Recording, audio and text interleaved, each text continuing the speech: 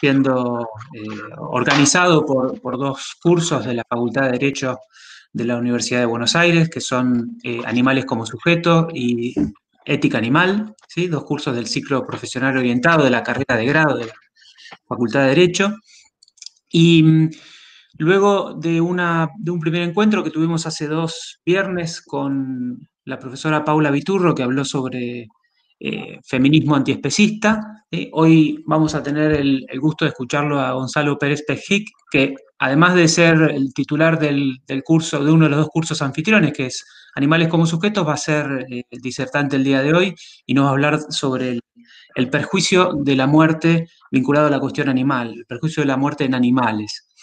Eh, Como comentábamos hace 2 viernes, para quienes se unen recién hoy a este ciclo de charlas, quisimos que este ciclo tuviera dos valores agregados específicos. Uno, el de la interdisciplinariedad, que se va a ver sobre todo en las charlas venideras, ¿no? Porque este es un ciclo de charlas que se da a partir de la Facultad de Buenos Aires y en las que inicialmente las charlas estuvieron a cargo de dos docentes de esta facultad, pero todas las charlas que vienen, las conferencias restantes, son de otras disciplinas, de filosofía, de comunicación social, ¿sí? Veterinaria.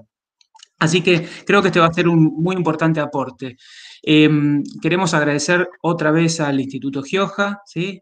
Queremos agradecer sobre todo a Silvina Peseta, que creo que está por ahí, mi colega en la materia de ética animal, que pensó este ciclo y lo organizó y se puso en contacto con todas las conferencistas que van a dar estas charlas tan interesantes. Y bueno, sin más, quiero dejarlas con Gonzalo Pérez Pejic, que es, como decía, titular a cargo de la materia del CPO o ciclo orientado de animales como sujetos, ¿sí? También es docente de otras materias del Departamento de Derecho Civil. Es el primer magíster de la Facultad de Derecho de la Universidad de Buenos Aires que recibe este título trabajando el tema animal, ¿sí? Con una tesis muy interesante hace poco tiempo. Y también es el director a cargo del Instituto de Derecho Animal del Colegio de Abogados de San Martín, que si no lo hacen hasta ahora, invito a que sigan en Instagram y en las redes, porque es un instituto dentro del Colegio de Abogados que tiene muchísima actividad, hay muchas charlas, hay mucha información, hay mucha divulgación y mucha recomendación de literatura, como así también los dos cursos bueno, que hospedamos este ciclo de charlas, donde tratamos todo el tiempo de hacer recomendaciones teóricas, de activismo, vinculadas con los cursos en sí mismos, pero también con mayor amplitud. Así que sin más introducciones, voy a silenciar mi micrófono y las dejo con Gonzalo Pérez Pejic. Gonzalo, gracias y el micrófono es todo tuyo. Bueno, muchísimas gracias, Pablo. Buenas tardes a todos. Extender el agradecimiento al Instituto Gioja y agradecer también a todos los que hoy están presentes y que van a poder escuchar este encuentro. Agradecerle a Silvina Peseta nuevamente por su enorme gestión y labor académica para que se gesten justamente esta clase de espacios que son sumamente relevantes para consolidar el tema de los demás animales en la agenda o la labor académica. ¿Se escucha bien a todo esto? Porque yo sé que mi imagen seguramente me van a ver medio mal, pero lo importante es que se escuche bien. ¿Se escucha bien? Bueno, buenísimo. Voy a ser muy sincero, no es fácil exponer cuando uno tiene a sus maestros adelante. O sea, tanto Pablo como Silvina son mis maestros y mis formadores principales en la temática de los demás animales, así que se podrán imaginar que exponer adelante de ellos me caen las gotas de transpiración, ¿no? Porque, bueno, son los que yo humildemente considero que son de las personas que en derecho al menos son referentes indiscutibles, ¿no? Referentes indiscutibles, así que invito siempre a escucharlos cuando tengan la posibilidad y a leer sus textos. Hoy nos reúne un tema bastante difícil, que es el perjuicio de la muerte, ¿sí? Si la muerte es un daño para quien muere, y en ese caso, ¿quiénes podrían resultar dañados por el hecho de la muerte? ¿Sí? Si la muerte es un mal, bueno, ¿quiénes experimentarían este mal? Antes que todo me gustaría dejar aclaradas como unas disculpas, ya de entrada. ¿Por qué?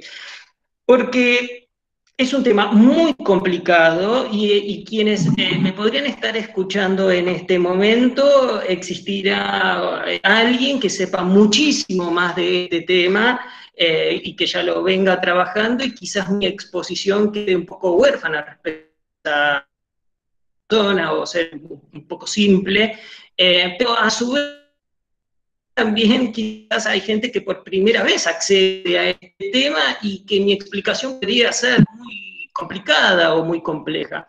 Entonces, dada la heterogeneidad del grupo de quienes me están escuchando, voy a intentar poner lo mejor de mí para que la explicación sea lo más equilibrada posible entre lo simple para quienes por primera vez escuchan de esta problemática o de este tema, y con algunas pinceladas de complejidad, digamos, para satisfacer o intentar al menos satisfacer algún interés de alguien que ya esté trabajando este tema hace tiempo.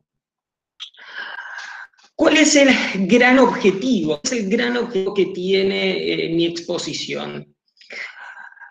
Cuestionar o poner en crisis, tensionar o al menos plantar un interrogante en una convicción moral profundamente aceptada en grupos sociales o en la sociedad, esto que Nino entiende como la moral positiva o la moral social, que es mantener con los demás animales un doble criterio ético, ¿sí?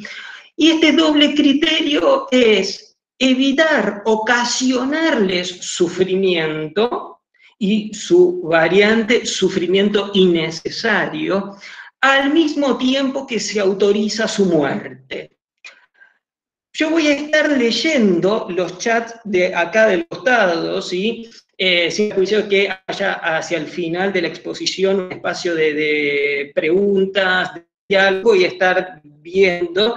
Y me gustaría que tener cada tanto un diálogo con ustedes para hacer más dinámica la exposición. Entonces, la primera pregunta que me gustaría lanzar al público para poder ir leyendo los chats es si ustedes escucharon alguna vez, por ejemplo, esta idea tan frecuente de decir que lo que en realidad es respecto a los animales en cuanto a su trato es causarles sufrimiento o sufrimiento innecesario, pero que la muerte de los demás animales, bueno, es algo que no está o no es moralmente incorrecto o moralmente problemático. ¿Escucharon alguna vez esta idea? Esta idea es bastante fuerte, digamos, en el marco de las morales positivas. A ver, Leo, ¿escucharon alguna vez esta idea que lo que es problemático, moralmente hablando, es el sufrimiento o el sufrimiento innecesario, pero no la muerte?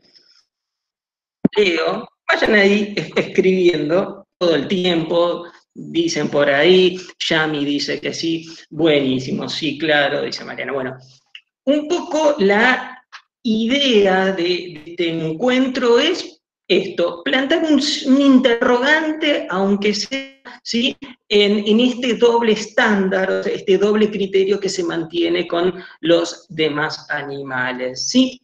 Ahora, me gustaría, antes, para poder llegar a este núcleo, a este propósito que les acabo de decir, me gustaría, a modo introductorio, nivelar un poco los conceptos básicos, así que perdón la gente que ya está estudiando el tema hace mucho tiempo, pero me gustaría para quienes acceden al tema por primera vez nivelarlos. Me gustaría arrancar por las decisiones. Permanentemente estamos tomando decisiones en nuestra vida, decisiones individuales, decisiones colectivas, permanentemente estamos tomando decisiones. Solamente que hay algunas decisiones que podríamos calificar de decisiones morales, ¿sí? Dentro de ese conjunto, entre todo ese abanico de decisiones que tomamos en la vida cotidiana, bueno, hay decisiones que podríamos decir que son decisiones morales y decisiones que no son morales. El tema es cómo darnos cuenta que estamos enfrente de una decisión moral. Y me permito licencia para este pequeño ejemplo. Hoy me desperté pensando qué saco me iba a poner, si un saco gris o si un saco azul. Bueno, eso es una decisión, una de las tantas decisiones que uno toma. Pero a la mañana yo estaba leyendo muy tranquilo, preparando esta clase, y mi vecino Martín empezó a poner música a todo lo que da, pero música a todo lo que da, separados por una pared de 15 centímetros, la pared esta que está acá. Entonces yo ahí tenía enfrente una decisión también que tomar, y era si salía de mi departamento, le tocaba timbre, pedía muy amablemente que bajara la música, porque estaba excedido, o bien tocarle el timbre para pegarle en la cara, ¿sí? Bueno, uno podría decir que también es una decisión, yo tenía ahí dos opciones. Pero comparen la decisión del saco que me iba a poner y la decisión acerca de qué hacer con mi vecino. ¿Cuál dirían ustedes intuitivamente que es la decisión? Esto es sencillo y es muy básico. La decisión del saco o la decisión del vecino. ¿Cuál es la decisión moral? A ver, Leo, me gusta que participen, ¿eh? Muy bien, obviamente. La del vecino es la decisión moral. El tema es por qué hace que la decisión del vecino sea una decisión moral. Bueno, una decisión moral es aquella en donde entra en juego la consideración moral, ¿sí? El respeto de los intereses de quien es alcanzado por las consecuencias de esa decisión, ¿no? Entonces, esto ya nos empieza a aclarar el panorama por lo siguiente. Porque surge o surgiría, a pesar de esta claridad inicial, un interrogante, y es quiénes tendrían intereses entonces, y en el caso de tener intereses, ¿qué intereses merecerían justamente esta clase de consideración? Si hay buenas razones para considerar los intereses de alguien que los posea. Entonces, ¿qué sucede? Frente a este interrogante acerca de quién que tener en cuenta en nuestras decisiones, surge que aquellos que cumplan con alguna característica de la cual va a emerger justamente la posesión de intereses por parte del individuo, del ser, de la entidad, ¿sí? Y que esos intereses tienen un respaldo, una justificación para ser tenidos en cuenta y respetados. Es básicamente decir que aquellos que tenemos que tener en cuenta son los considerables moralmente. Y los considerables moralmente, aquellos a quienes hay que tener en cuenta en nuestras decisiones morales, son considerables moralmente porque precisamente tienen una característica que consideramos que es moralmente relevante. Entonces, miren qué interesante esto, ¿no? Porque van a haber un montón de individuos que cumplen con esta característica que hace que sean dignos de respeto en sus intereses, y van a formar parte de un espacio, todos los que cumplen con esta característica, y ese espacio lo vamos a llamar a consideración. Del ámbito de consideración moral, que ustedes pueden leer ámbito de consideración moral, círculo moral, esfera moral, dominio moral, es este espacio donde están todos los considerables moralmente, aquellos que tienen esta característica que nos alerta acerca de, che, cuando tomamos una decisión que pueda afectar a estos que ojo que hay que tener en cuenta sus intereses. Pero claro, miren esto qué interesante, si hay un ámbito de consideración moral, hay una adentro y hay una afuera. Es decir, que hay un límite marcado. límite entre el espacio, ¿sí? El ámbito de consideración moral, y los que están afuera. Es decir, los que están afuera van a ser los que cumplen con esta característica o que no tienen esta característica que nosotros consideramos como moralmente relevante. Ah, muy bien. Y miren esto que yo estoy diciendo y que estoy repitiendo hace 5 minutos, moralmente relevante. Claro que sí. Cuando uno traza, ¿sí?, el ámbito de consideración moral, lo que está haciendo es diferenciando en términos morales entre quienes están dentro del ámbito de consideración moral y quienes están afuera del ámbito de consideración moral. Eso, insisto, es una diferenciación moral. Y las diferenciaciones morales pueden trazarse a partir de 2 criterios. Uno, ¿sí?, que es el criterio de relevancia, es decir, utilizar una característica moralmente relevante, y esa característica va a ser moralmente relevante cuando esté perfectamente relacionada con los beneficios, ¿sí?, o con los perjuicios, o con las consecuencias, ¿sí?, en un sentido más amplio, que se desprenden de la decisión que uno va a tomar. Es decir, Gonzalo, esto es muy complejo, es muy abstracto. Bueno, miren, síntesis. Para trazar una diferenciación moral, ¿sí?, se necesita un criterio a partir del cual se traza la diferenciación, que ese criterio sea relevante, que esté perfectamente relacionado con los beneficios o los perjuicios, ¿sí?, que se sigan de estar dentro o fuera del ámbito de consideración moral, lo que nosotros podríamos llamar las consecuencias justamente de la decisión. Y les voy a poner un ejemplo muy sencillo, para que puedan entender esto. Pensemos que estamos en un primer día de clases.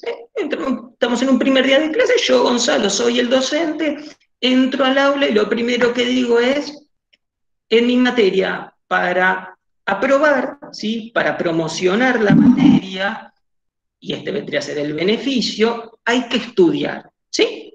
La persona que estudia, ¿sí?, va a promocionar la materia. Entonces, el criterio, ¿sí?, es estudiar, y el beneficio es aprobar la materia. Ahora bien, pensemos que María estudia mucho para el parcial, ¿sí?, para el examen, estudia mucho y se saca un 10 y promociona la materia.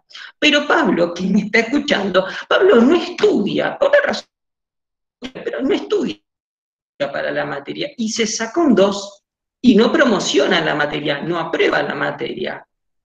Ahí hay una diferenciación, podríamos decir, entre María y Pablo. Pero esta diferenciación entre ellos, ¿es válida o es inválida? ¿Qué me dirían ustedes? A ver, Leo, ¿qué es válida? Muy bien Brenda, muy bien Yamila, muy bien Dana. ¿Y por qué es válida? Porque el criterio seleccionado está perfectamente relacionado con el beneficio. Entonces la diferenciación es una diferenciación moral válida, por ejemplo.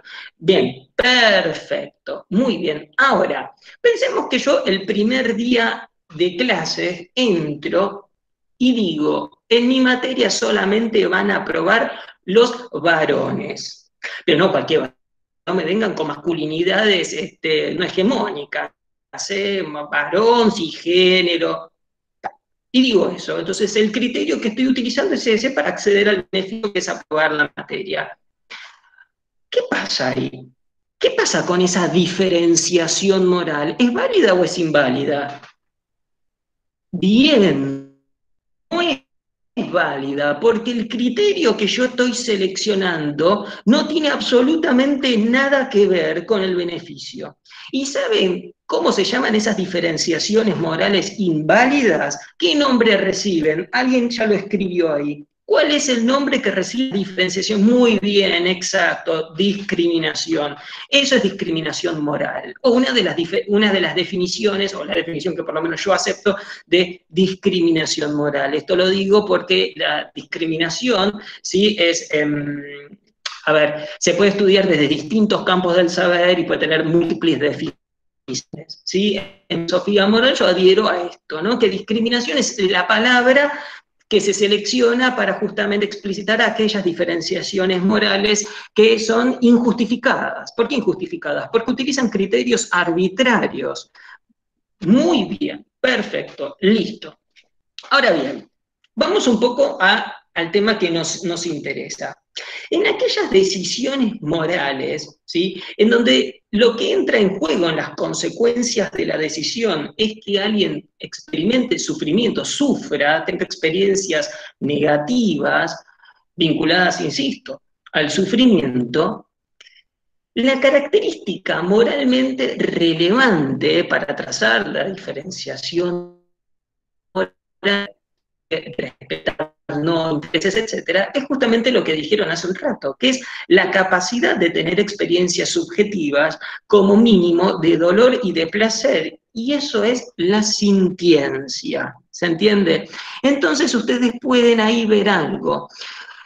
Cuando uno estudia ética animal, ¿sí? o los distintos teóricos, el empeño en decir, che, la sintiencia es la característica moralmente relevante en aquellas decisiones en donde las consecuencias, ¿sí? estén relacionadas con la posibilidad de sufrir o no. ¿Me van siguiendo hasta acá? Estoy siendo claro de cómo enganchar, ¿sí? los distintos conceptos.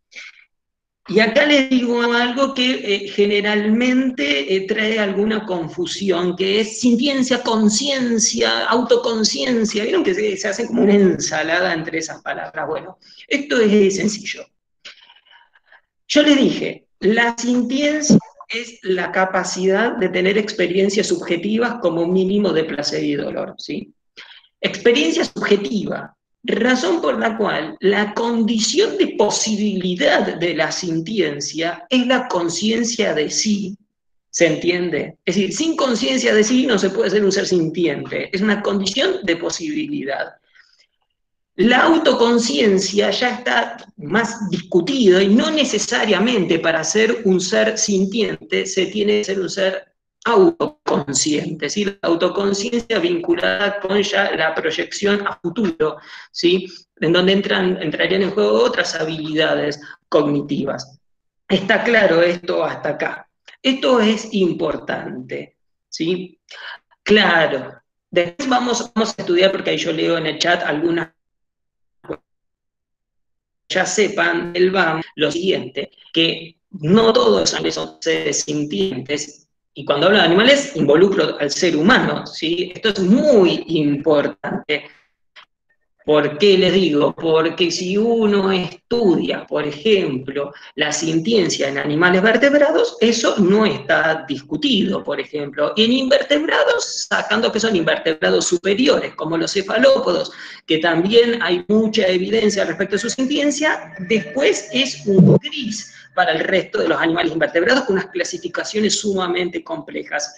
Por eso es que hay como un beneficio de la duda extendido para los animales invertebrados de no hacerles daño, aunque no sepamos a ciencia cierta si pueden o no ser considerados seres sintientes. ¿Por qué? Porque, insisto, para ser un ser sintiente se necesita conciencia de sí mismo, y para la conciencia de sí mismo se necesita una estructura biológica detrás que lo respalde, un sistema nervioso centralizado. Y después, si uno estudia animal invertebrado, van a ver que por lo menos hay 4 clases de sistemas nerviosos, ¿sí?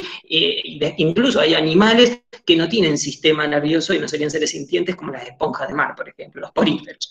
Está clarito esto hasta acá, ¿no? Tampoco todos los seres humanos son seres sintientes, ahí pusieron un caso de la persona que está.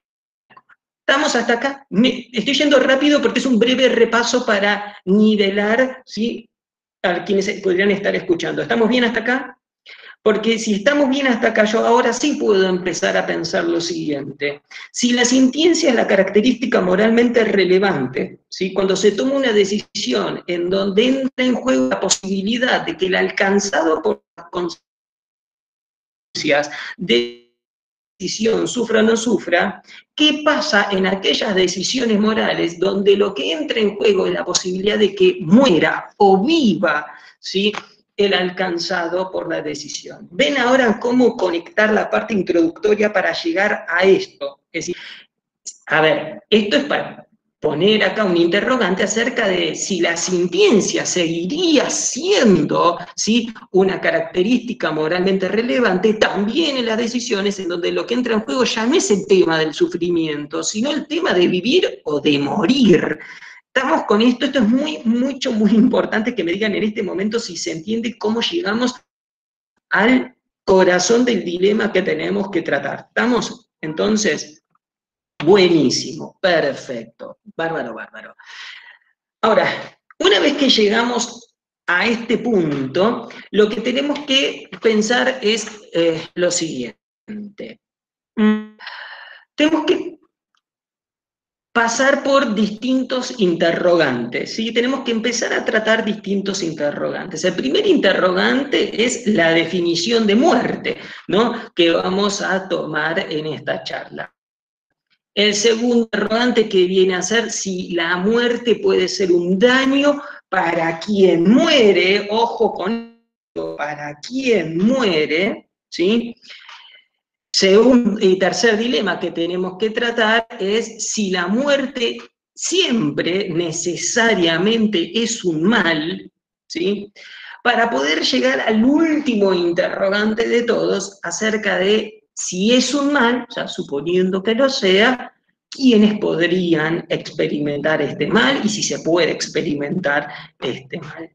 Ese es un poco el panorama. Les acabo de abrir el abanico, digamos, de los grandes interrogantes de este encuentro. Como verán, van a quedar afuera algunos problemas muy importantes, pero que por su complejidad y merecen todo un respeto, y ese respeto es una clase aparte, que es qué pasa con el argumento de la reemplazabilidad del utilitarismo, qué pasa con el argumento o el ejemplo del bote salvavidas que era Tom Reagan. Bueno, eso son temas, digamos, un poquito más avanzados que no los voy a tocar porque necesito que primero podamos comprender estos interrogantes que les acabo de plantear.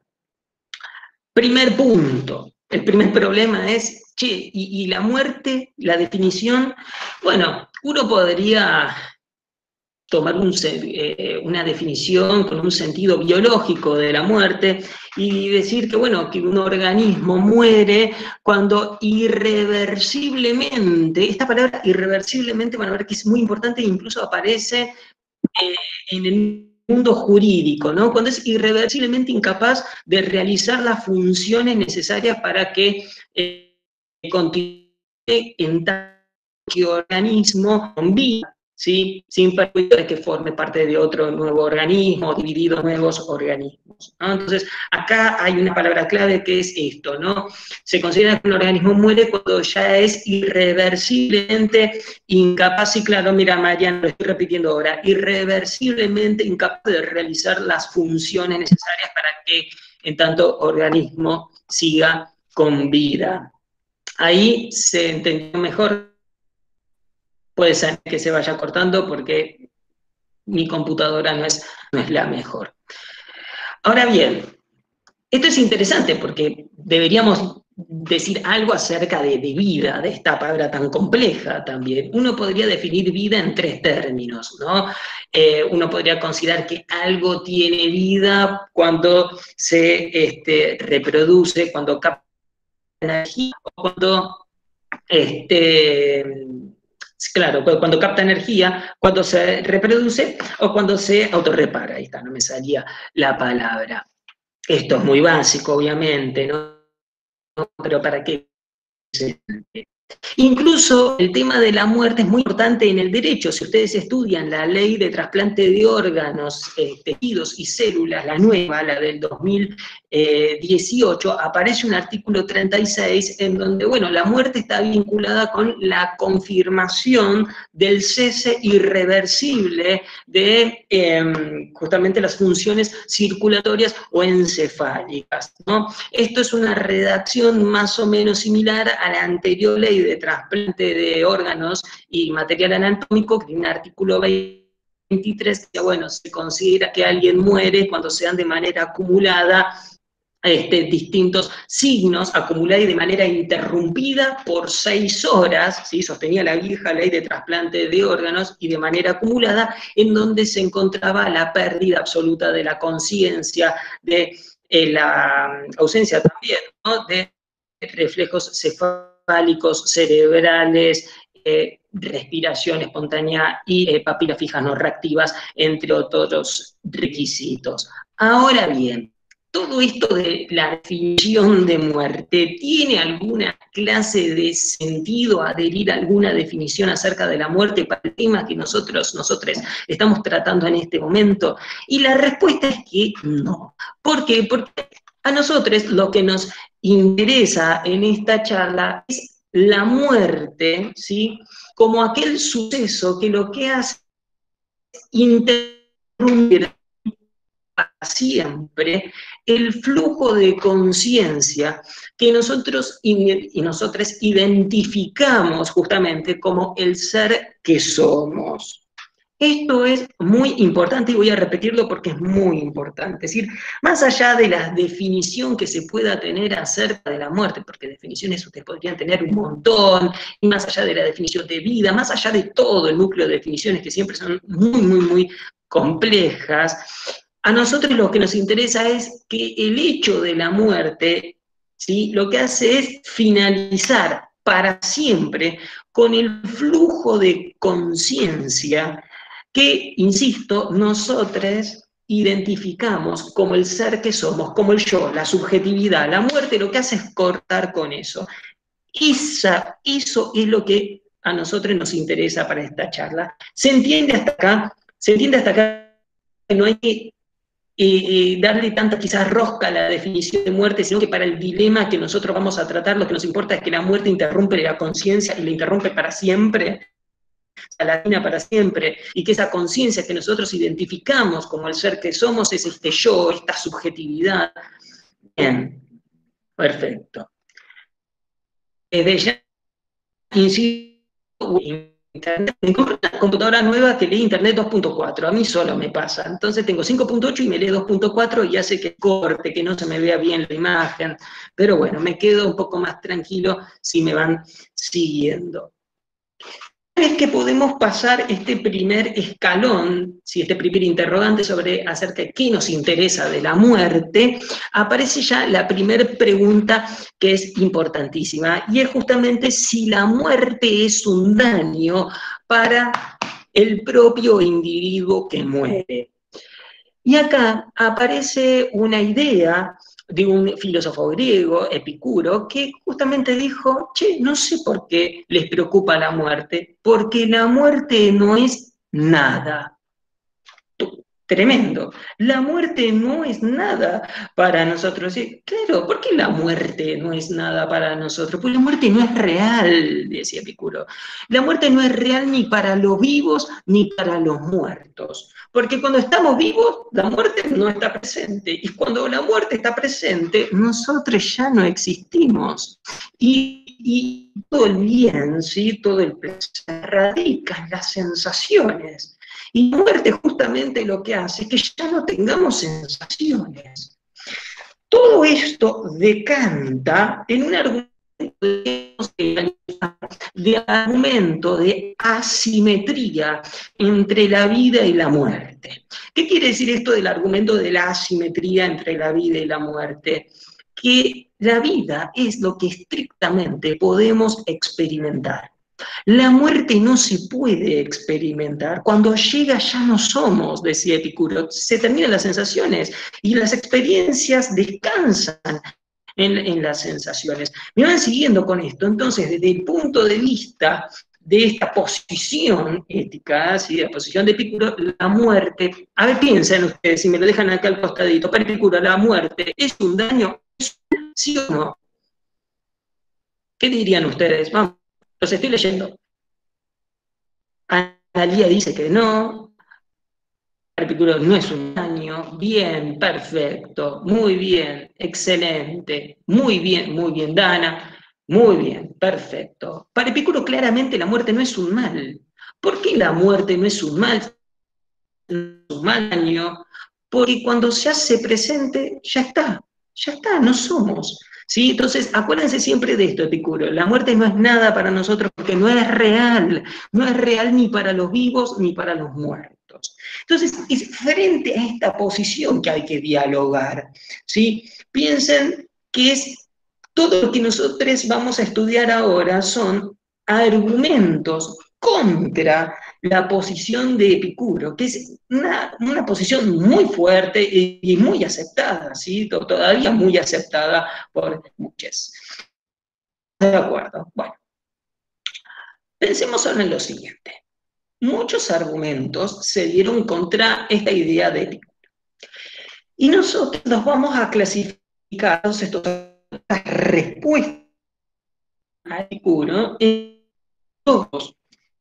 En una bolsa van a estar todos los argumentos que no dan cuenta de la cuestión, es decir, argumentos que se emplearon para contestarle a Epicuro, pero que en realidad no tocan el corazón del argumento de Epicuro. Y todo un conjunto de argumentos que van a estar en la otra bolsa, que van a ser argumentos que sí dan cuenta de la cuestión. ¿De qué cuestión? De si la muerte es un daño para quien se muere. ¿Estamos de acuerdo? Entonces, si nosotros tenemos bien en cuenta esto, podemos pasar a los argumentos que no dan de la cuestión, ¿no? Dentro de estos argumentos que no dan cuenta de la cuestión, encontramos unos que con Pablo estábamos debatiendo hoy temprano, que eran todas estas posiciones que aparecen mucho en el derecho. Después voy a hablar con Pablo de esto hacia el final, porque es muy interesante, que es, che, es un daño, pero es un daño para otro la muerte. Por ejemplo, a mí se me muere un ser querido. Y claro, para mí, que todavía estoy con vida al lado del cajón, para mí es un daño la muerte. ¿Por qué? Porque yo tenía muchos intereses ligados a esa persona, a su presencia, etc. Entonces, para mí es un daño tremendo su pérdida. Eso podría ser uno. Segundo, aunque no sea un ser querido, por ejemplo, se muere el abuelo de una amiga, ¿sí? Después se muere el padre de mi amiga. Yo estoy empezando a ver que la muerte se está aproximando. O que se muere mi amiga después. Eso me genera angustia, porque empiezo yo a reflexionar sobre mi propia muerte. Entonces eso también es un daño para mí. La angustia que me provoca ver la muerte de los que tengo, por ejemplo, a mi alrededor. ¿Sí? E incluso, aunque no conozca a los que tengo a mi alrededor, yo quizás hoy entro en el diario y veo que se murió un cantante y me apena, por ejemplo, esa muerte. Bueno, todos esos serían daños, pero ¿por qué no dan cuenta de la cuestión? Porque nosotros lo que estamos buscando es si la muerte puede ser un daño, o considerado un daño, para el propio individuo que se muere, no para el que queda todavía con vida. ¿Se entiende entonces cómo esta gama de argumentos no dan cuenta de la cuestión? Dentro de los argumentos que no dan cuenta de la cuestión, encontramos otro grupito, otro subgrupo, que son aquellos que consideran que el mal que ocasiona la muerte descansa en el proceso anterior a la muerte, o la muerte entendida como un proceso, es decir, toda esa angustia que, por ejemplo, uno puede sentir de saber que el final de su día se acerca, ¿no? Esta angustia que generaría lo que un amigo mío diría, la vida son 3 minutos y ya pasaron 2, ¿no? Bueno, esto es terrible, porque todo ese proceso formaría parte del daño de la muerte. Pero bueno, esta posición tampoco da cuenta de la cuestión y es muy criticable, es decir, tiene bastantes críticas. Una sería cuando comienza la muerte, entonces, si la muerte es un proceso, ¿cuándo comienza? Es decir, la cadena causal, ¿no? El problema de cuándo se hace el corte. Bueno, esto es extremadamente complejo para esta posición. Incluso uno podría decir que como parte de ese proceso podrían haber existido sucesos que a mí me causaron notable placer. Por ejemplo, la persona que muere de una enfermedad ligada a la ingesta de alcohol, Bueno, el proceso de su muerte habrá comenzado cuando estaba en una fiesta y se estaba tomando todo, por ejemplo. Bueno, entonces esto también empantana un poco la teoría de la muerte como proceso. Y como estocada final, podríamos incluso pensar en una situación de este estilo. Dos enfermos, ¿sí? Y los tienen acá. Padecen lo mismo, sufren lo mismo, pero en el mismo día y en el mismo momento uno se muere y el otro no. Entonces, desde ese punto de vista uno podría decir, che, recibieron el mismo daño. La muerte no agregó nada si es que la muerte es un proceso. Entonces, cuando hay alguien que sostiene que, bueno, el problema, el daño que ocasiona la muerte es el proceso, bueno, la muerte en sí misma no te agrega nada.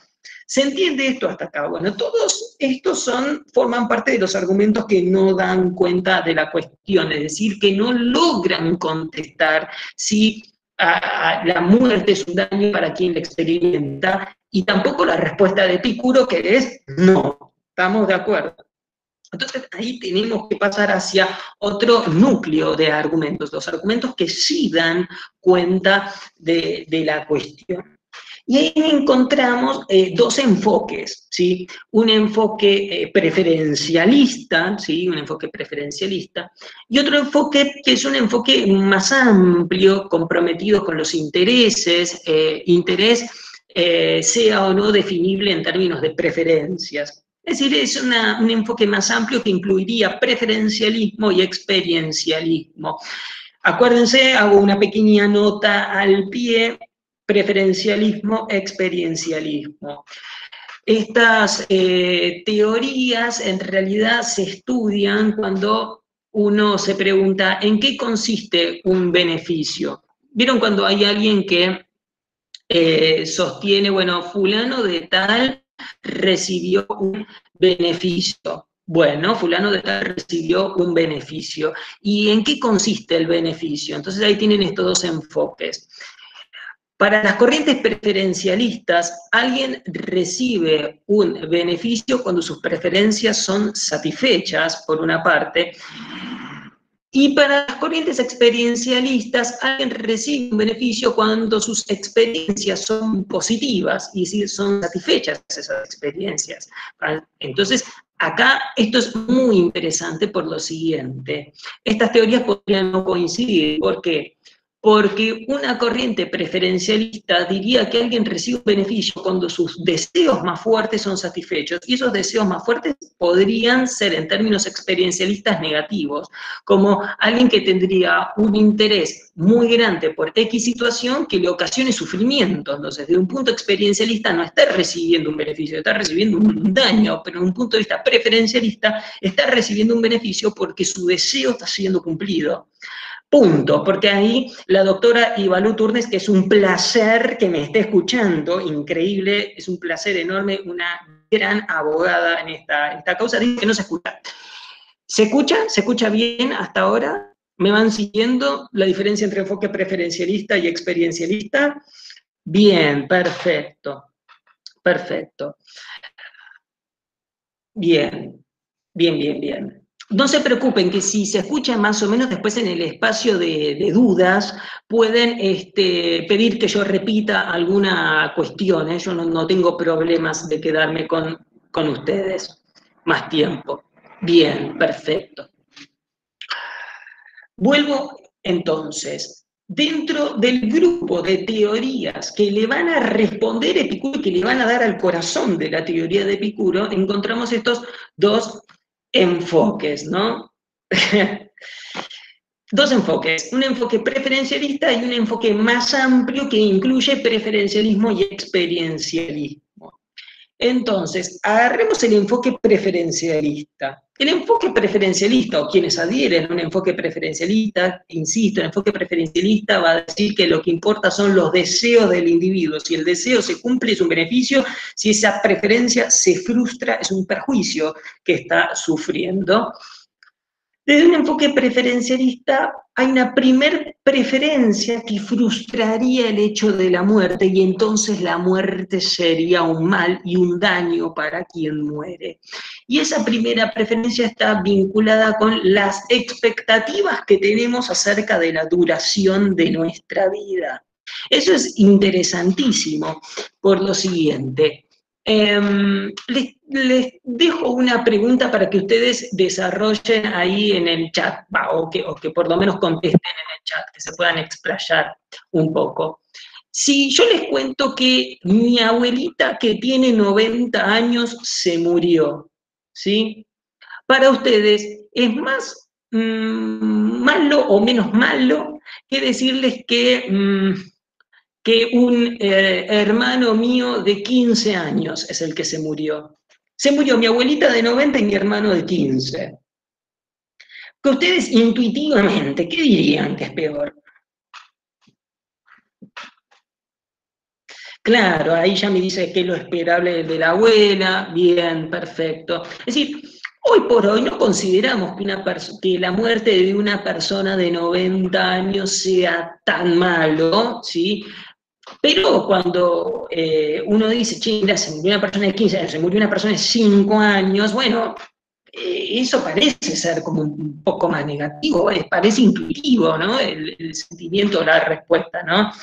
Depende de la relación con ambos, dice Pablo. Exactamente, exactamente. Muy bien ahí Pablo. Ahora podemos después desarrollar ese punto que es muy, muy interesante. Ahora bien, pensemos en lo siguiente. A medida que aumenta, a ver, pensemos, a ver, si yo me puedo ordenar para que ustedes puedan comprender por qué les hice esta pregunta.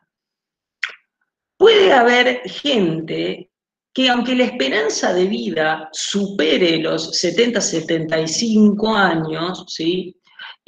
No quiera ni siquiera llegar a esa edad, que su preferencia no esté vinculada con la duración o las expectativas que tiene respecto de la duración de su vida. ¿Escucharon alguna vez a alguien que dice, yo no quiero llegar a los 75, no quiero verme las arrugas, no quiero la angustia de la vejez? ¿Escucharon alguna vez a alguien hablar en estos términos, decir que la vejez lo angustia y que no estaría interesado en vivir ni siquiera a lo que la expectativa de vida marca? Bien, perfecto. Mi mamá, por ejemplo, tiene 90 años y permanentemente está angustiada porque dice que a los 60 ya hay cosas que no puede hacer de las que hacía cuando tenía 40, por ejemplo, subirse arriba de un banco a hacer esto. Y eso genera una angustia y una pérdida de una preferencia, digamos, a vivir mucho más tiempo. Pero lo contrario también es lo cierto. Yo, Gonzalo, quiero vivir hasta los 140 años, si es posible. A mí no me interesa. ¿Se entiende esto? Y esto es muy interesante por lo siguiente. Yo les dije, hoy por hoy, ¿sí? No vemos tan mal que una persona como un perjuicio tan grande que una persona de 90 años se muera, pero quizás dentro de 100 años vamos a decir, che, podría haber vivido otros 50 años, porque a medida que avanza, más o menos, ¿sí? Los años, la expectativa de vida va creciendo. Antes la gente se moría a los 50 años, me van siguiendo con esto, ¿no? Entonces, ¿qué es lo que ocurre? ¿Qué es lo que ocurre? Que el hecho de la muerte, desde un enfoque preferencialista, frustraría una primer preferencia vinculada a las expectativas que nosotros nos hacemos respecto de la duración de nuestras vidas. Yo, Gonzalo, por ejemplo, por lo menos quiero vivir hasta los 80 años, y esa es mi preferencia y mi deseo. Razón por la cual, si yo me muero ahora, para mí, ¿es un daño o no es un daño la muerte desde un enfoque preferencialista? Los leo. Sí, es un daño, porque mi preferencia es vivir lo más que pueda, por lo menos empatarle a la expectativa de vida, ¿sí? Bien, entonces desde un enfoque preferencialista sería un daño. Ahora bien, no es la única preferencia. Pensemos en lo siguiente. En un enfoque preferencialista, preferimos vivir, y es una preferencia esta, que es independiente de cualquier otra preferencia que tengamos. Es la preferencia número uno que tenemos, la preferencia por vivir. ¿Por qué?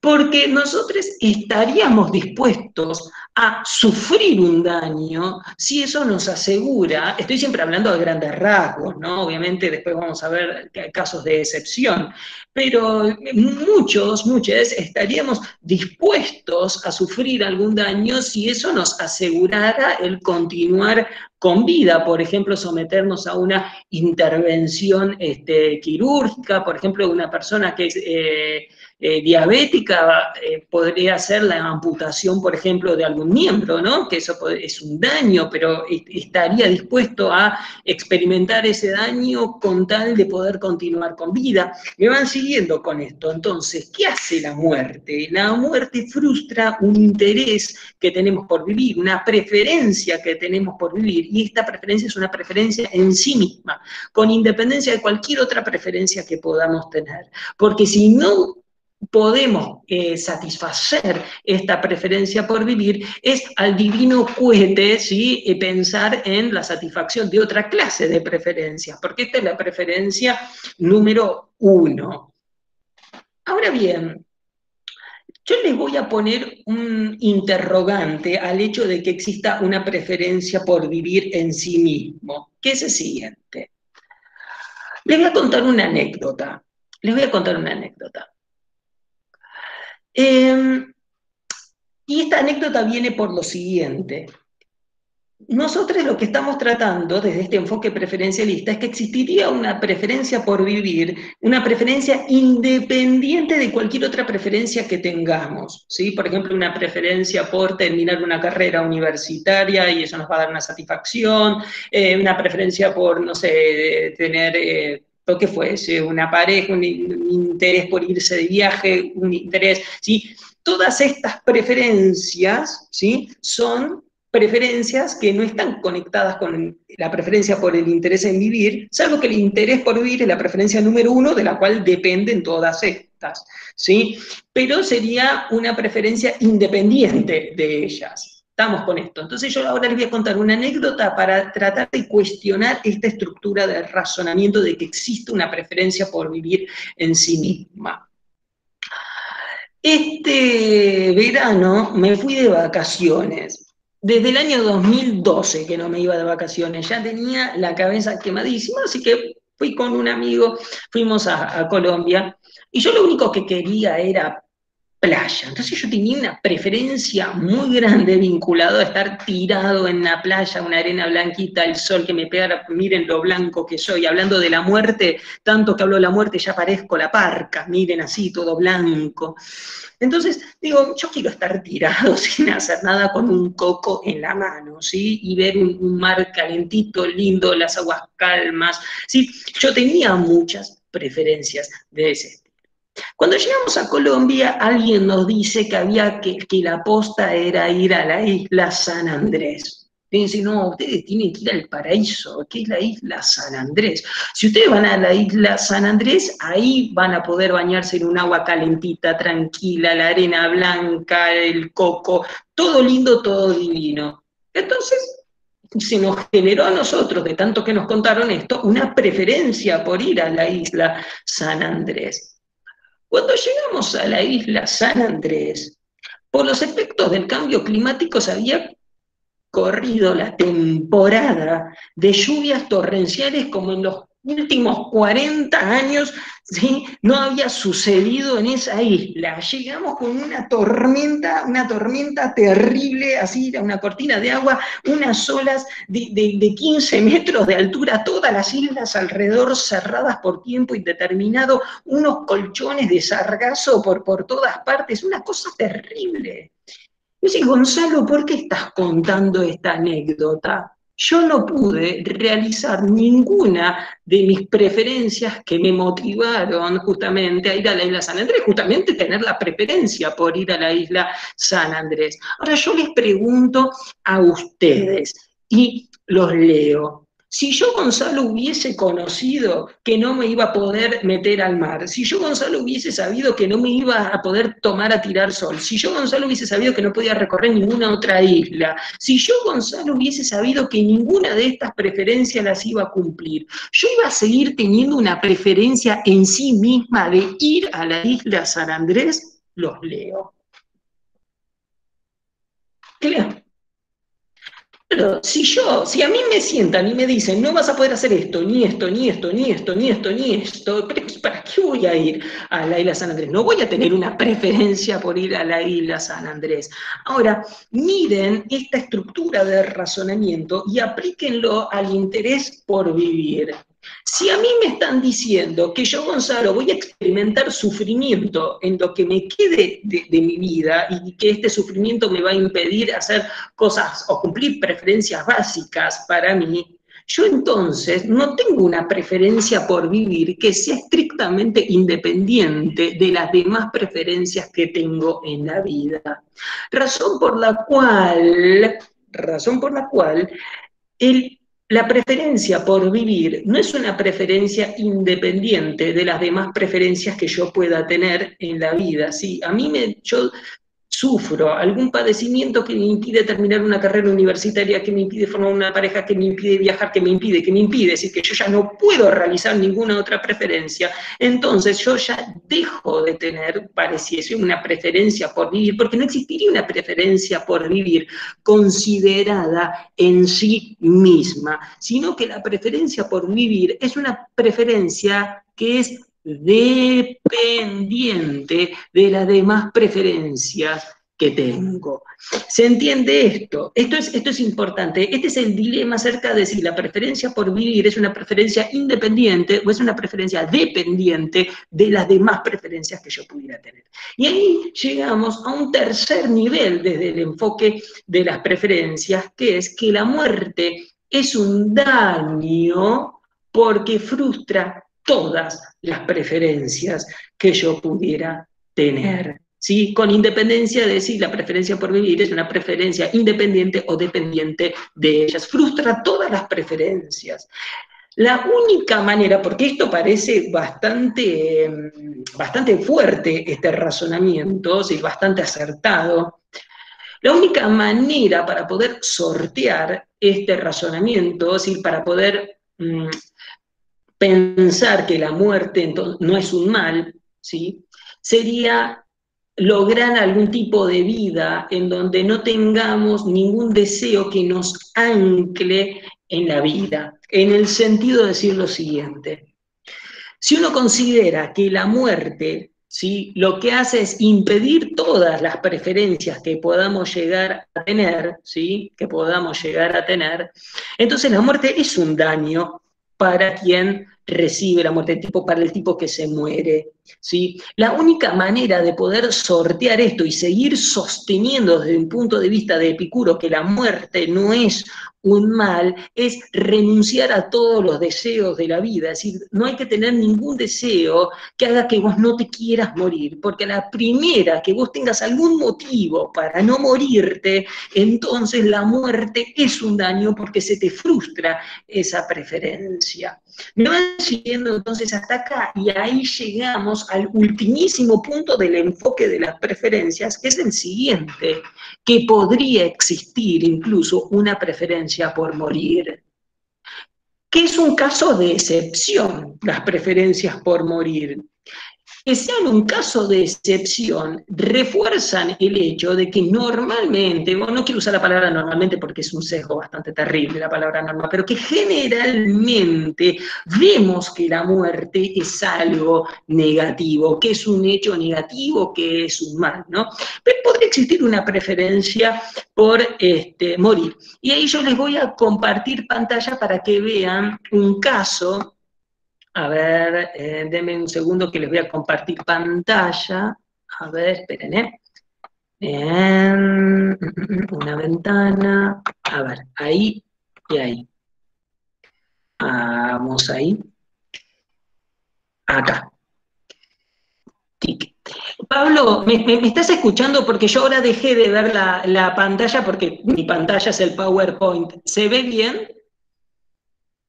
Se ve perfecto. Bueno, este es un caso, ay, quédate con el audio, Pablito, que me gusta dialogar con vos. Este caso que es un caso súper conocido y que podría ilustrar perfectamente la preferencia por morir, ¿no? Esta medallista olímpica, no sé si alguno de ustedes la conoce, sumamente importante ella. Miren, acá les dejé como una pequeña, un pequeño resumen, ¿no? de su vida. ¿Vos conocías este caso, Pablito? No, no, no, no. Bueno, es una medallista olímpica, bueno, que sufre, le detectaron a los 14 años, le diagnosticaron a los 14 años una enfermedad degenerativa, ¿no? A tal punto le causaba esto un mal, ¿no? Que, miren, en el 2008 firmó la documentación para que le fuese practicada la eutanasia sin una fecha concreta, ¿no? Entonces, como que dejó abierta la fecha de la eutanasia. Y hay un tema súper interesante, o por lo menos una frase de ella que nos enseña mucho este punto que estamos tratando, que es esto, ¿no? Que se lo subrayé acá abajo. Tienes que vivir día a día y disfrutar los pequeños momentos. Cuando llegue el día, cuando tenga más días malos que buenos, tengo mis papeles de eutanasia, pero aún no ha llegado el momento. Esto es tremendo, ¿por qué? Porque ¿cuándo llegaría la preferencia por morir? Justamente esto lo enseña Marek Berrot muy bien, que es cuando tengas más días malos que buenos, cuando las experiencias negativas superen en el balance las experiencias positivas, empieza a existir un deseo por morir. ¿Por qué? Porque vivir sería peor que morir. Entonces, miren estas imágenes del día que llegó ese momento, que fue en el 2019, ¿ven? Tenía 40 años, miren el momento que se le practica la eutanasia. Son imágenes que a mí me movilizan mucho, por lo menos a mí me movilizan mucho, porque miren cómo ella satisface su preferencia por morir, rodeada de sus seres queridos. Miren el abrazo emotivo, ¿no? Ahí está. No sé si pudieron ahí ver bien, yo vuelvo ahora acá. ¿Pudieron ver bien las imágenes? ¿Entienden ahora que podría incluso existir una preferencia por morir? Después pueden explorar más en la vida de esta medallista olímpica porque la verdad es muy interesante y es muy conmovedora. Ahora bien, vamos a avanzar un poquitito más. Vamos a salir del enfoque preferencialista y nos vamos a meter en el segundo enfoque que da cuenta de la cuestión acerca de si la muerte es un daño para quien muere. Y este enfoque, yo les comenté, es un enfoque más amplio que incluye el preferencialismo y también el experiencialismo y sostiene lo siguiente: la muerte es un mal porque nos impide, ¿sí?, experimentar, ¿sí?, toda clase de cosas a futuro, es decir, nos impide tener experiencias positivas a futuro, ¿sí? Esto es algo muy interesante. Entonces, la muerte desde este enfoque sería un mal porque nos impide tener experiencias positivas a futuro. Para que podamos comprender bien este posicionamiento, tenemos que distinguir entre qué clase de mal supone la muerte, ¿no? Es un interrogante que se abre ahora. Bueno, ¿qué clase de mal es la muerte? Cuando uno se pregunta qué clase de mal es la muerte, tiene que distinguir entre males intrínsecos y males extrínsecos, ¿sí? Esta es una definición muy interesante, o una clasificación, mejor dicho, muy interesante, ¿no? Entre males intrínsecos y males extrínsecos. Cuando un mal es intrínseco, cuando yo tengo una experiencia negativa, yo, Gonzalo, sufro experiencia negativa, ¿sí? Eso es un mal intrínseco. Ahora, ¿en qué consistiría un mal extrínseco? Porque a ver, es muy fácil. Si a mí me pegan, ¿sí?, ¿no?, ese pegar, bueno, eso me provoca un mal, es intrínseco, yo tengo una experiencia negativa vinculada al sufrimiento. Pero ¿en qué consistiría un mal extrínseco? Un mal extrínseco es aquel que si sucede, priva a alguien de tener experiencias positivas. Les voy a poner un ejemplo que me pasó ahora en cuarentena. Ahora en cuarentena decidí hacerle un regalo a una de mis ayudantes de cátedra. Entonces le regalé una merienda vegana, obviamente, decidí regalarle una merienda. Y tenía que llegar a las 5 de la tarde esa merienda. Obviamente ella no sabía nada. Son las 5 de la tarde y yo hablando con la gente de la casa que hacía las meriendas, me dijo, nos dice la persona que entregó la merienda que está todo bien, que entregaron la merienda. Bueno, buenísimo, dije yo. Y eran 5:30 y no recibía noticias de mi ayudante. Uno que espera, ¿viste? Un mensajito, che, qué lindo, gracias por acordarte, qué sé yo. 6 de la tarde nada, 7 de la tarde nada, 8 nada, 9 nada, y ya 9:30, decir, no puede ser tan desagradecida, ¿no? Decir, che, gracias por la merienda. Entonces, como cosa mía, pongo ahí en el grupo de la materia, digo, che, che, ¿qué día hoy, no? Como para comer cositas dulces, le estoy tirando, viste, como algún comentario medio así al pasar. Y nada, viste, nada del otro lado, terrible. Entonces digo, che, ¿qué merendaste hoy? ¿Viste? Vaya un poquito más. Y me dice, me hice una tartita de manzana,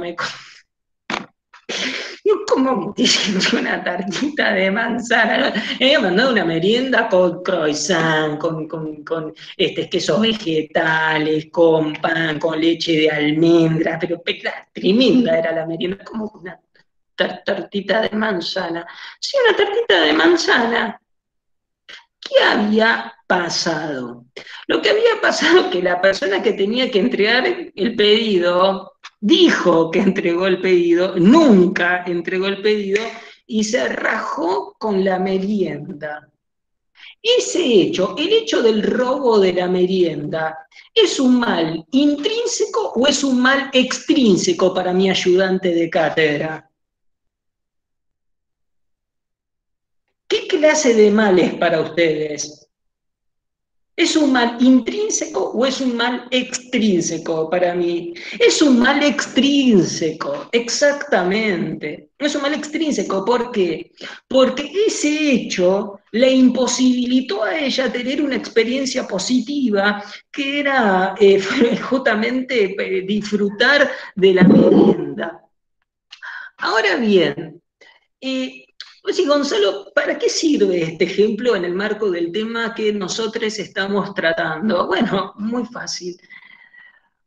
Un mal podría ser un mal, justamente, aunque no se tenga conciencia de su existencia, aunque no se pueda reflexionar acerca de ese mal.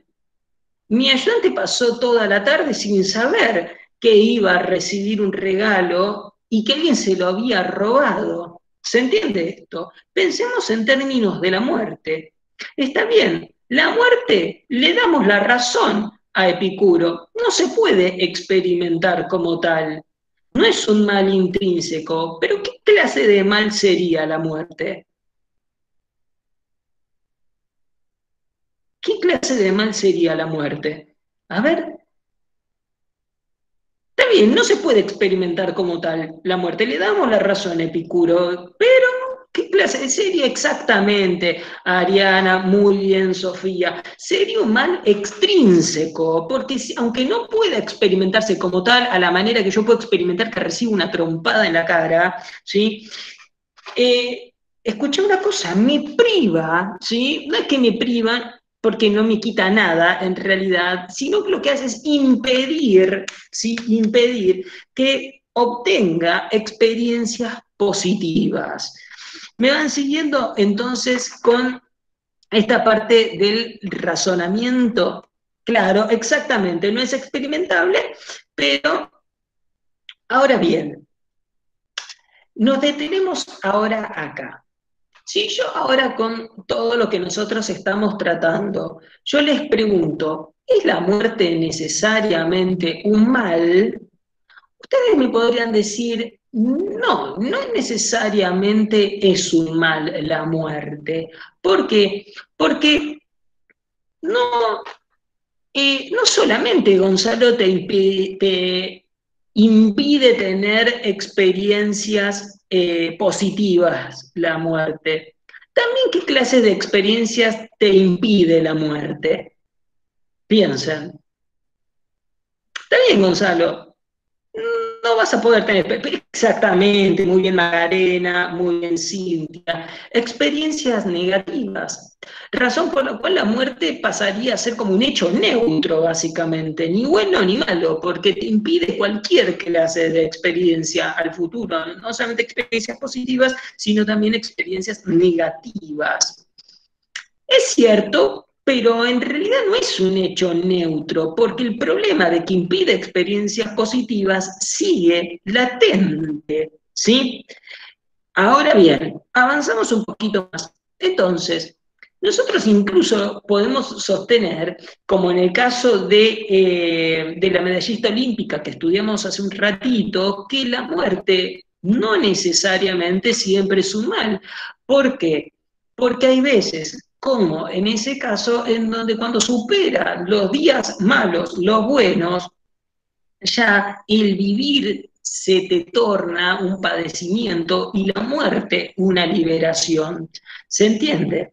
Exactamente, muy bien, acá la doctora Ivalú Turnes que está muy bien de vuelta ahí puntualizando en algo, que es lo siguiente. Aparece un nuevo interrogante que es justamente que la doctora dice en este momento, que es entonces, en definitiva, no podemos saber si la muerte va a ser o no un mal. ¿Por qué? Y porque nosotros no sabemos, en definitiva, cómo va a ser nuestra vida después de muertos. Y eso tienen razón, ¿sí? Tienen muchísima razón. Por eso es que hay que apelar a un razonamiento de estilo inductivo. Si uno utiliza un razonamiento de estilo inductivo, podría llegar a suponer que la muerte podría ser un mal para quien se muere, pero obviamente nunca hay un 100% de certeza respecto de esto, porque nadie es orangel, ve el futuro, nadie sabe cómo va a ser su vida después que se muere. Pero si utilizamos el siguiente razonamiento de estilo inductivo, podríamos llegar a sostener que en la mayor parte de los casos, ¿sí? Como regla al menos, la muerte sería un mal. Y es lo siguiente, la clave está en si, por ejemplo, uno tiene la información suficiente para considerar que su vida merece la pena ser vivida. ¿Sí? Voy por partes para que podamos todos entender este punto. Les digo a ustedes para que desarrollen ahí en el chat.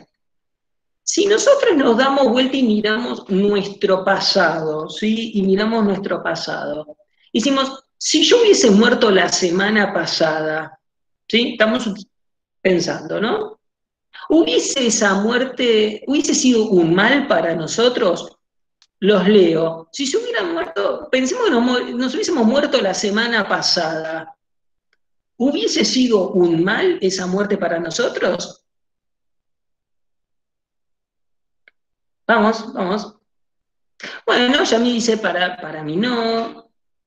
Se ha trabajado tanto, diría Mica. Bueno, está muy bien esos razonamientos.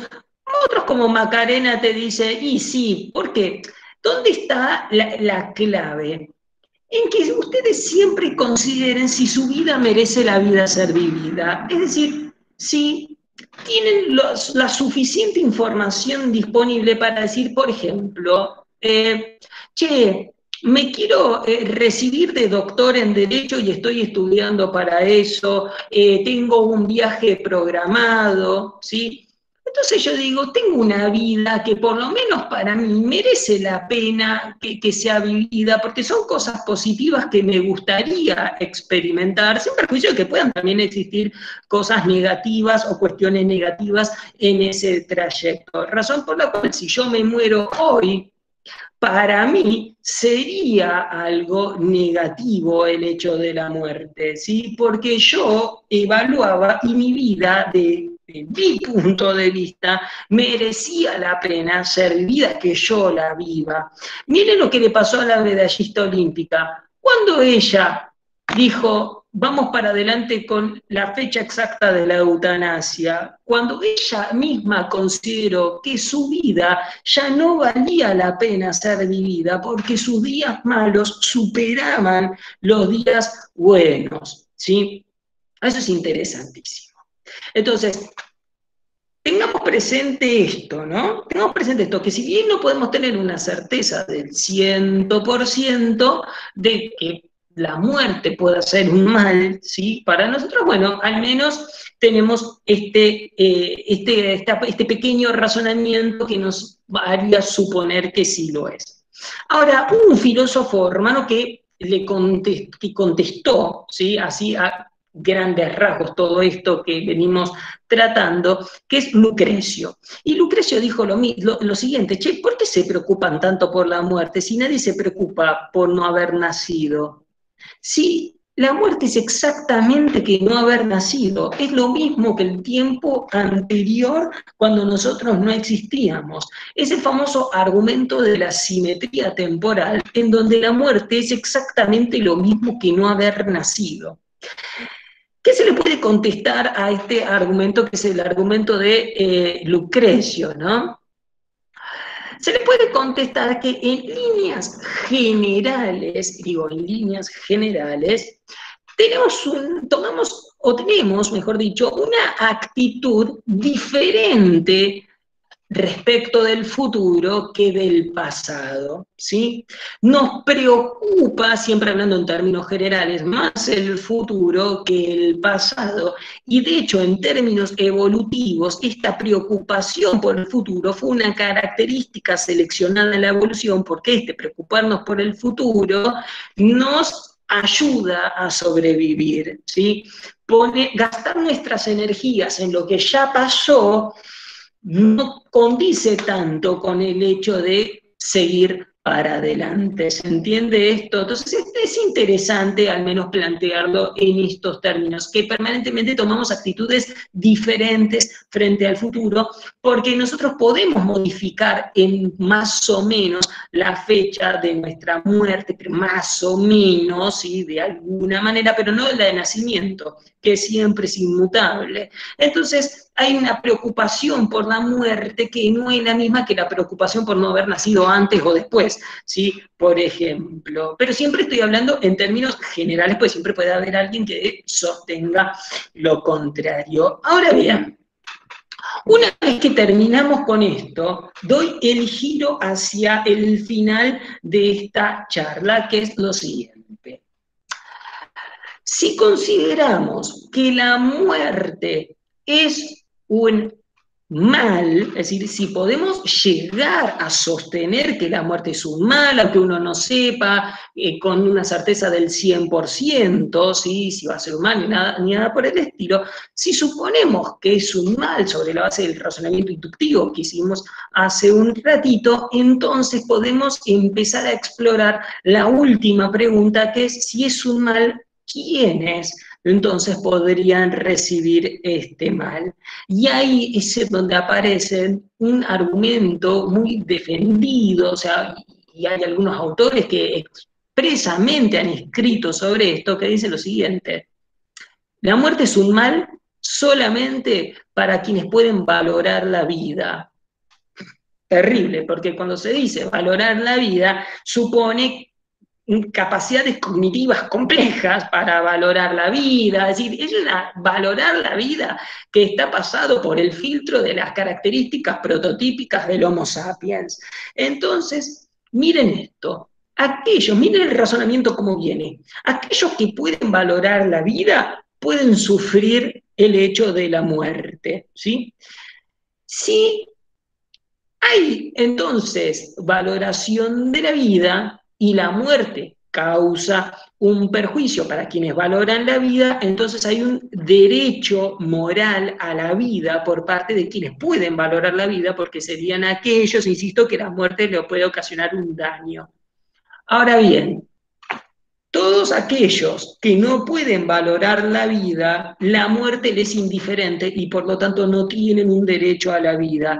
Y adivinen qué es lo que sostienen estos autores, que el Homo sapiens es el único que puede valorar la vida, razón por la cual los demás animales no tendrían un derecho moral a la vida. ¿Por qué? Porque para ellos les es indiferente, porque no pueden proyectarse a futuro, por ejemplo, no pueden proyectar a futuro, no pueden proyectar a futuro, no tiene sentido su presente. Esto es terrible, está todo escrito, yo no estoy inventando absolutamente nada. Ahora, ojo, porque hay dos argumentos para dar vuelta a toda esta explicación, y es el siguiente. Primero, que es el argumento de superposición de especies, que este argumento ya muchos lo habrán estudiado, el argumento de superposición de especies o argumento de casos marginales, que ahora ya no se usa esa expresión, argumento de casos marginales, ese argumento de superposición de especies. ¿Por qué? Porque no todos los seres humanos valoramos la vida, o sea, no tenemos las capacidades para valorar la vida, razón por la cual tampoco tendrían este derecho moral a vivir, ¿no?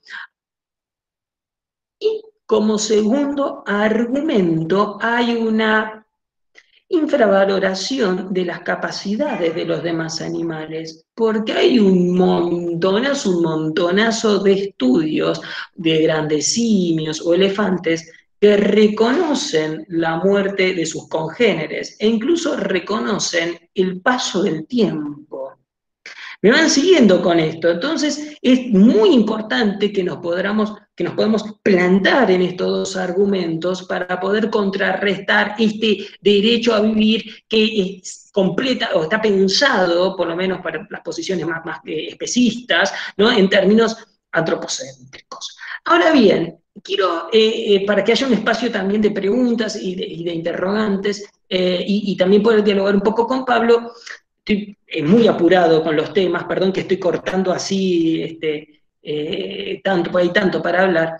Me gustaría cerrar la explicación con algo. Pablo, Pablo una vez, en sus clases que son maravillosas, nombró, ¿sí?, esperen que voy a compartir pantalla. A ver, esperen que voy a compartir pantalla, porque quiero cerrar con ella. A ver, vamos.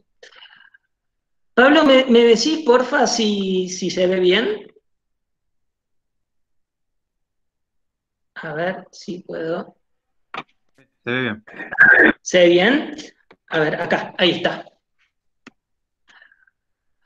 Esta fotógrafa estadounidense, ¿no? ¿Te acuerdas, Pablo, que bueno, vos una vez la nombraste y me está por llegar el libro de ella, porque lo compré 2 veces. En una me dieron cualquier otro libro y ahora voy por la revancha, que es conocida por esta serie fotográfica de animales ancianos de los santuarios. ¿Por qué me pareció relevante cerrar con esto que Pablo nombró una vez y me pareció muy ilustrativo?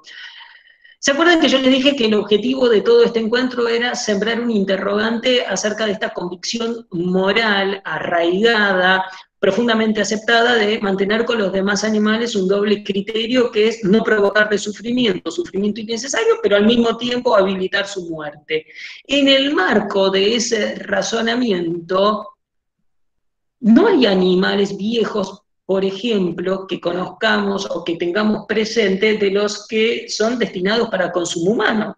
Vacas, cerdos, pollos, ¿sí? Uno tiene más una idea, una referencia respecto de perros, gatos, algún caballo quizás. Bueno, Esto es porque los animales destinados para consumo mueren extremadamente jóvenes, es decir, nunca llegan a envejecer. Entonces me pareció muy interesante que veamos una vaca, por ejemplo, anciana, ¿sí? Una adulta mayor, que contemplemos, ¿no? Una imagen que nos es extraña. Pablito, si querés activar el micrófono, acá puedes intervenir completamente porque esto es algo que vos habías comentado una vez, así que nada, me pareció como interesante, ¿no? Cerrar de esta manera. Miren, voy a cortar ahí, ¿sí?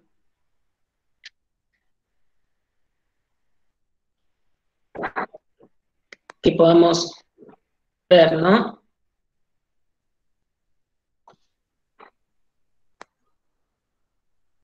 Una imagen, ¿no? Dice más que 1000 palabras.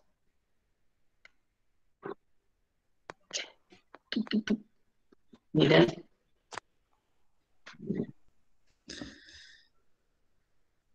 Perdón que paso rápido, así. Miren.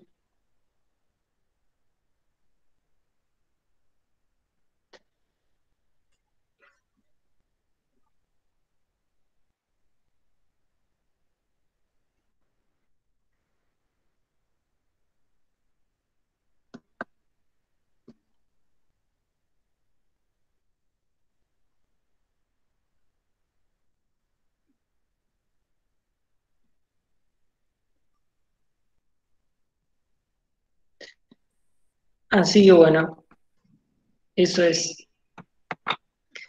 Bueno, eso es. Bueno, Gonza, Bueno, sí, gracias por la presentación. La verdad que es un tema apasionante y la cantidad de comentarios es el mejor reflejo del interés genuino que genera un tema y tu exposición. Las imágenes que mostraste al final son realmente impactantes porque incluso quienes vimos alguna vez ese libro, vimos alguna vez esa foto, no dejan de impactar cuando la ves de nuevo porque está la ausencia de esas imágenes, está la ausencia de esas vidas que son tan escasas, ¿no? Son lugares muy específicos, de personas muy específicas que cuidaron y amaron a esos animales y los convirtieron en parte de sus familias y los fotografiaron. Realmente son imágenes desconocidas, o sea, realmente desconocidas. Y eso muestra cómo son directamente generaciones perdidas, ¿no? Hablamos de las generaciones perdidas en las poblaciones humanas, pero en este caso es realmente impactante. Repito, me encantó todo lo que dijiste, abre un montón de temas.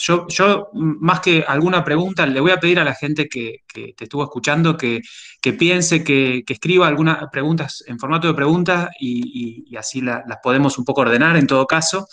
Yo para darles tiempo, dos o tres cosas que me anoté, tomá la que te parezcan, algunas están desordenadas, ¿no? Pero todo lo interesante de lo que dijiste, por un lado, nos hace plantearnos, primero no sabemos bien exactamente qué es la muerte, ni qué es la vida, ni qué es la muerte, o no hay ningún consenso.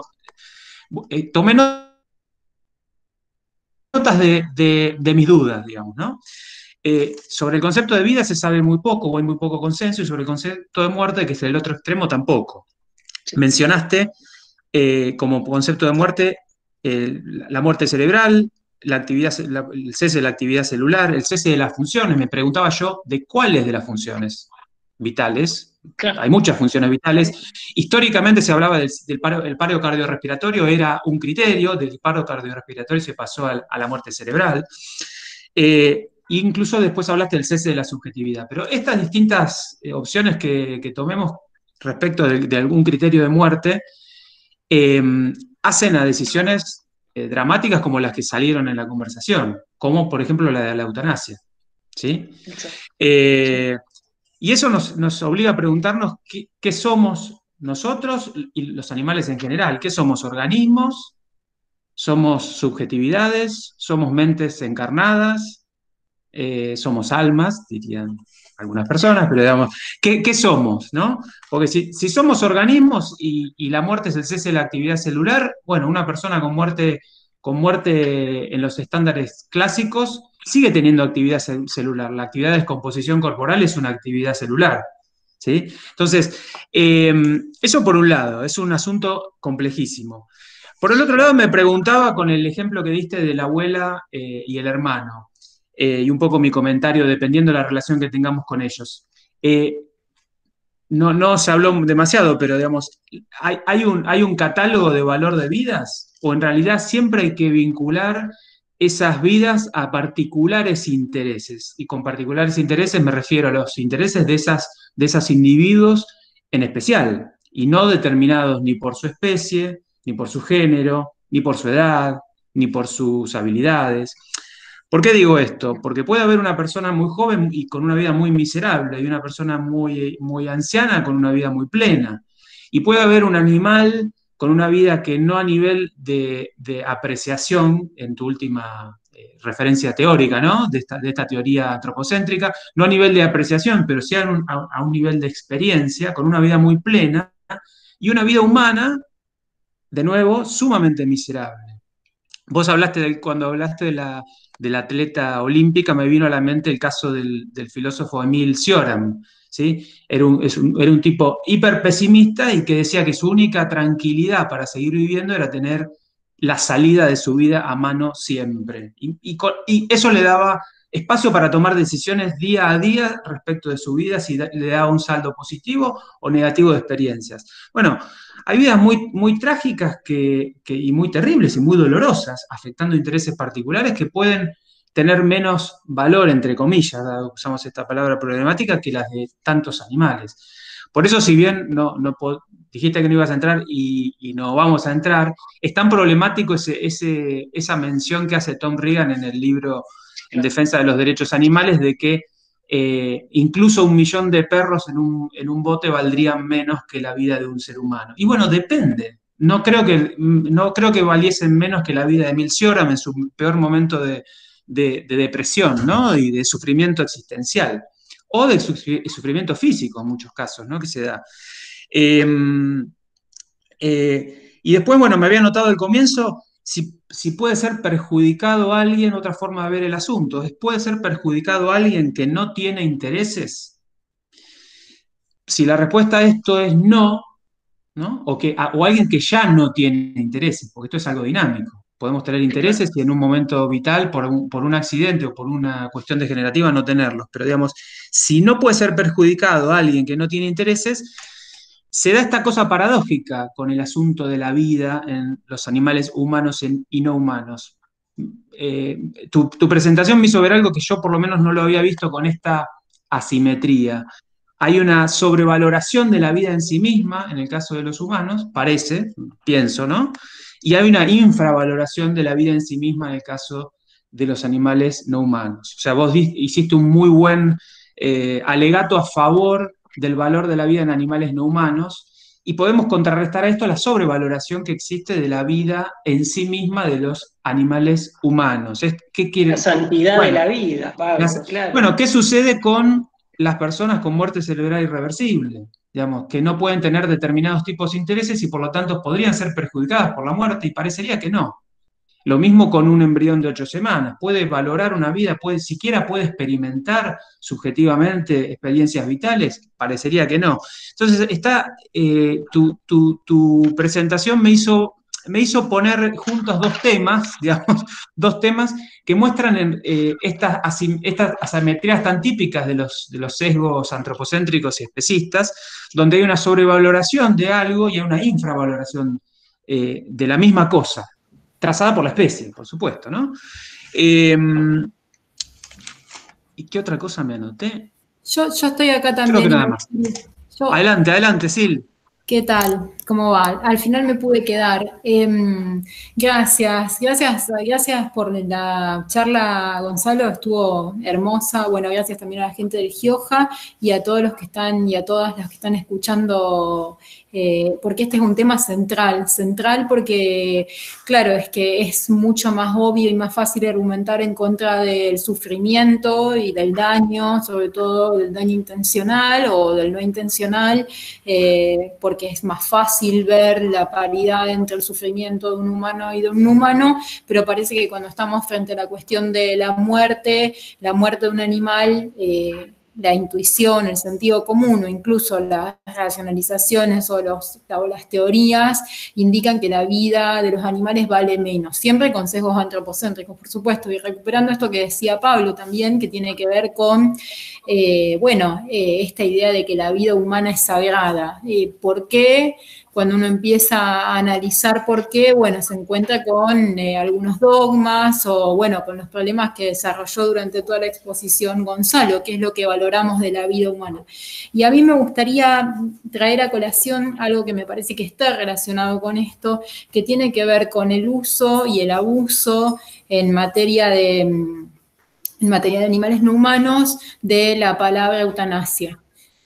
Porque hablamos, Gonzalo explicó muy bien, y digamos, y en los comentarios yo veía el apoyo a la eutanasia humana, con la que yo también estoy de acuerdo en todo, con la legalización y la decisión sobre el propio cuerpo de las personas, pero hay un abuso de lo que es la eutanasia en el caso animal, o los eufemismos como el sacrificio, y lo que significa eso para los animales no humanos, y me parece que eso es algo que, por ejemplo, nosotros desde el derecho bien podríamos aportar respecto de las ciencias veterinarias, que en general aplican ese término de manera absolutamente irresponsable, y la eutanasia en realidad es el asesinato de un animal cuando, por ejemplo, ya molesta a las personas que son responsables, o hay una sociedad que no se puede hacer cargo o que no es responsable en el reconocer que hay animales que trajimos a nuestras sociedades y forman parte de estas, entonces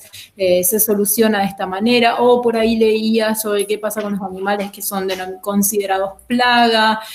Bueno, ¿cómo hacemos con eso? Esta es una cuestión que está vinculada justamente con el mal de la muerte, con el valor de la vida y y cómo considerar esto. Entonces yo creo que ahí hay un tema para trabajar en el futuro, y que incluso podría bien ser interdisciplinario,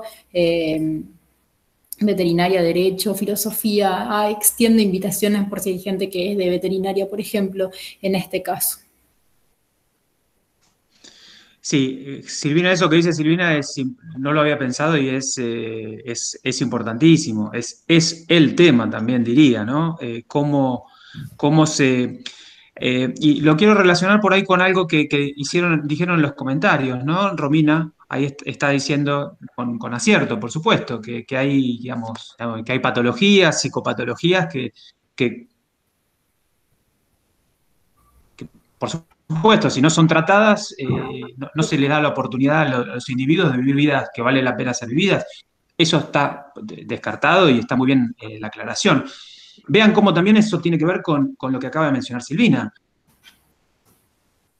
Se renuncia, se abandona y se pone a dormir, en estos eufemismos, a los animales no humanos, cuando no se ha hecho ni un ápice, ni se ha recorrido, ni ha dado un primer paso por pereza o por ahorro, o por lo que fuera, para darles una mejor vida. O sea, animales que están sufriendo, animales que están física o emocionalmente, por los que no se ha hecho nada para aportarles una mejor vida. Ni hablar. Por eso quise retomar el comentario, pero sí, eso es un tema.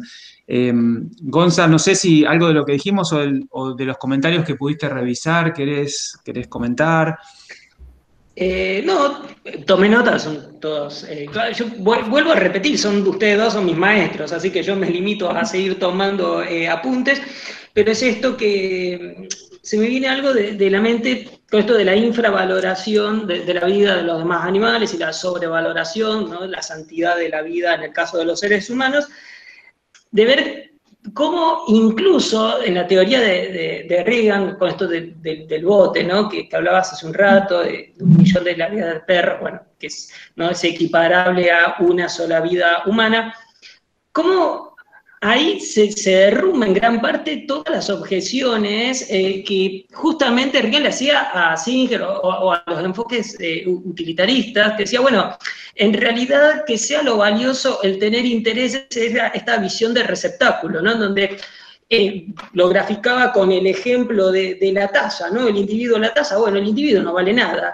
Lo que vale es el contenido de la taza, que haya más experiencias positivas que negativas, y que construye justamente todo esto de el valor inherente que lo tendrían los sujetos de una vida para decir, bueno, todos aquellos que son sujetos de una vida tienen igual valor inherente. Toda esa construcción para separarse, ¿cómo termina como diluyéndose, evaporándose en el caso ese del bote, y de vuelta esta dualidad entre infravaloración de la vida de los demás animales y sobrevaloración de la vida de los seres humanos? No sé si está bien este comentario, pero lo primero que se me vino a la mente cuando señalaste eso.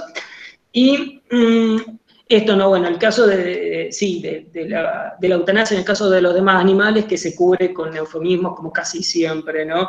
Con esto del sacrificio y, bueno, el tema de las plagas, ¿no? Este tema es muy interesante, este tema de las plagas, sobre todo para relacionarlo con las consideradas especies exóticas invasoras, ¿no? Como determinados animales silvestres,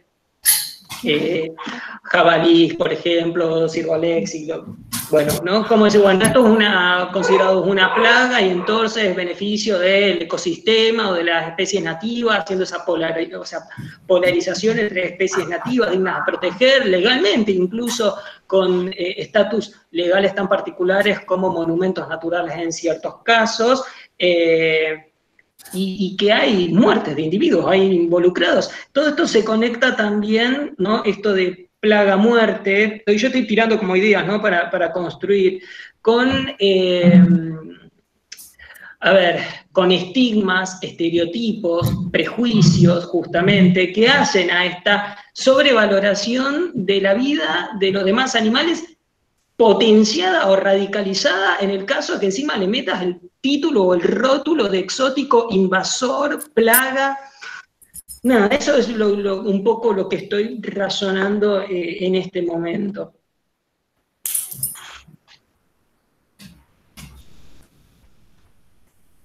Listo, era eso, nomás.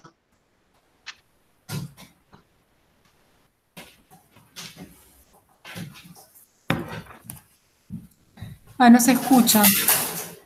No se escucha. Ay, perdón. ¿No se escuchó? Me había silenciado porque tenía ladridos alrededor. Está. Perdón. No. Ahí nos dice Rubén que la consideración de plagas también es un término antropocentrista y sumamente maleable. Bueno, es un hecho. Si le preguntamos a un historiador o a un biólogo de la evolución cuál fue la especie más, digamos, si debemos llamar plaga a quien compite muy agresivamente con el entorno y con otras especies, nos va a decir que es la especie Homo sapiens. Por lo tanto, está claro que es un nombre con un objetivo político inmerso, dirigido a algo, ¿no? Eso por supuesto.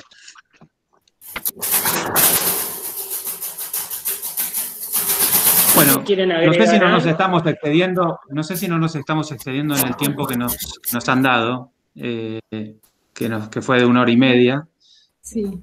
Si no tenemos más preguntas, creo que vamos a liberar a la gente del GEOJA, que creo que también está ahí grabando el evento, y nos encontraríamos el viernes próximo, ¿sí? El viernes próximo ¿Les gustó el encuentro? Vamos a leer los chats. Si los chats les gustó el encuentro, si... Ahí está, ahí dicen que sí. Pues este tema, les juro que es uno de los más complejos, muy, muy difícil de llevar adelante, porque dispara 17.000 interrogantes que uno dice, no pensé en esto. Porque no es tan habitual como... Pablito, ¿te acuerdas? Una vez vos me dijiste, che, mira, no es tan habitual esto que estabas tratando, así que bueno, es aventurarse un poco, por lo menos a instalarlo y que otra gente siga la línea y lo desarrolle también. Estuvo impresionante. A mí me encantó, Gonza, estuvo muy bueno. Bueno. Gracias por la presentación y por la energía. Y de nuevo, el viernes que viene nos vemos a la misma hora y por el mismo canal. ¿Sí? Vamos a tener la presentación de Laura Danón, doctora en filosofía, sobre Sí. el problema de las mentes animales. Es un No se problema lo que pierdan. va a estar muy, muy relacionado con esta cuestión, Sí, ¿sí? no se lo pierdan que Laura es excelente y es una doctora en filosofía muy poco conocida en Argentina, es académicamente muy, pero muy buena, es investigadora de CONICET también y trabaja este tema de manera muy seria y seguro le van a poder hacer preguntas muy, muy interesantes y a nosotros nos sirve, está relacionado con este tema. Cuando elegimos a los participantes tuvimos en cuenta no solamente que sea interdisciplinario, sino que cada uno aporte elementos que nos sirvan a nosotros porque bueno, finalmente estamos en la Facultad de Derecho, para que nos sirva justamente para poder pensar un derecho no especista. Necesitamos todos estos elementos a la hora de plantear casos judiciales, reformas legislativas, así que bueno, sí, pueden estar, creo que les va a encantar. Y muchas gracias a todos, todas y todas. Bueno, Bueno, muchas hasta el viernes gracias. entonces. Muchas gracias a Saludos a todos. todos. Chau, Chao, chau. chao. Adiós.